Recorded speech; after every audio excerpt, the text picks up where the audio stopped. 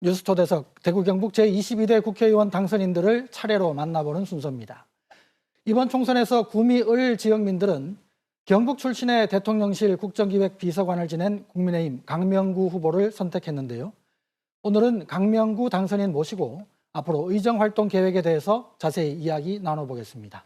어서 오십시오. 안녕하십니까. 강명구입니다. 우선 축하드립니다. 네. 국회의원은 초선이시지만 정치 경력이 상당히 다양하신 것 같더라고요. 보좌관부터 대통령 비서실 활동까지 한 20년 정도의 정치 경력이 있으신데 감회가 남다르실 것 같습니다. 우선 당선 소감부터 부탁드립니다. 우선 저를 압도적으로 국회의원을 만들어주신 구미 시민 여러분께 감사의 말씀을 드립니다. 그 감사에 성원하기 위해서 아직도 새벽 4시에 나와서 당선 인사를 지금 하고 있습니다.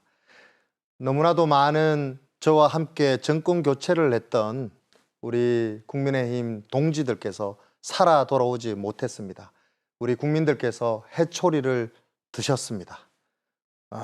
당선의 기쁨은 정말 잠시고요. 이 책임은 무한한 것 같습니다.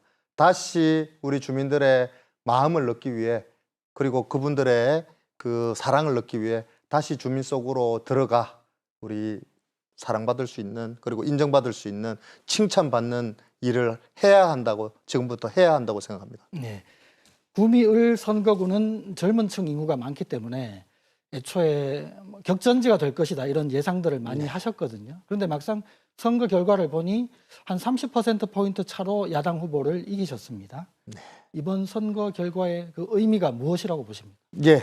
지금 이번 선거는 그 구미가 앞으로 나아갈 수 있는 시기냐 아니면 다시 후퇴하느냐의 절박한 상황이었다고 생각합니다. 네. 그래서 우리 구미 시민들께서 우리 산동이나 옥계나 인동 같은 곳은 젊은이들이 많이 사시는 곳인데요.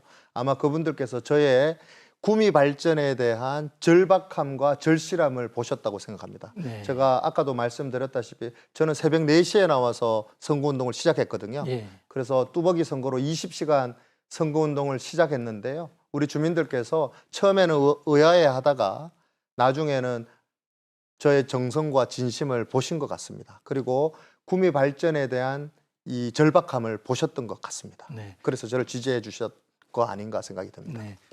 구미 발전의 절박함을 여러 차례 강조해 주셨는데 선거 공약을 보니까 구미의 과거 영광을 되찾겠다 이런 포부를 밝히셨습니다. 구체적으로 어떤 비전이 있으십니까?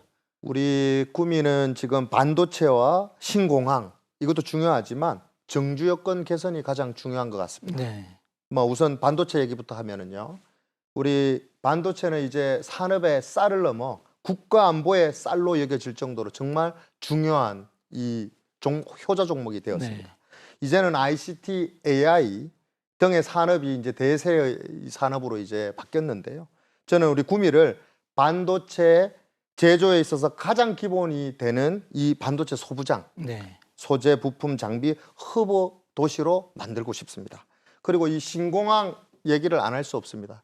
이 TK 신공항이 이제 10년 후에 개항하게 되면 구미가 신공항 배후 중심 도시로 거듭나야 됩니다. 그렇기 위해서는 교통망, 물류망을 만들어내서 우리 대구, 경북, 저 부산에서부터 그 경산, 포항, 대구로 올라와서 서울로 가는 그 가교 역할을 할 수 있는 도시로 만들어내야 되거든요. 그리고 세 번째는 교육입니다. 이 정주 여건을 얘기 안 할 수 없는 게 우리 모든 우리 구미에 사시는 주민들께서 대기업 유치를 말씀하시는데요. 대기업 유치를 할 수 있는 가장 중요한 포인트는 정주 여건입니다. 그 중에서도 교육입니다. 교육이 바로 서지 않으면 젊은 인재들이 들어와 살려고 하지 않습니다. 특히 젊은 인재들이 쏟아져 들어와 살고 싶은 도시였습니다. 우리 구미가. 그러나 대기업들이 많이 빠져나가게 됐고요. 그러면서 이제는 언론에서 구미가 폭망해가는 도시라고도 얘기합니다. 바꿔야 됩니다. 교육부터 바꿔야 된다고 생각합니다. 네. 정주 여건을 개선해야 되는 것도 결국 기업 유치와 연관이 있을 텐데요. 반도체 산업을 특히 좀 강조를 해주셨습니다. 그런데 구미가 지난해 반도체 특화 단지로 지정이 됐지 않았습니까?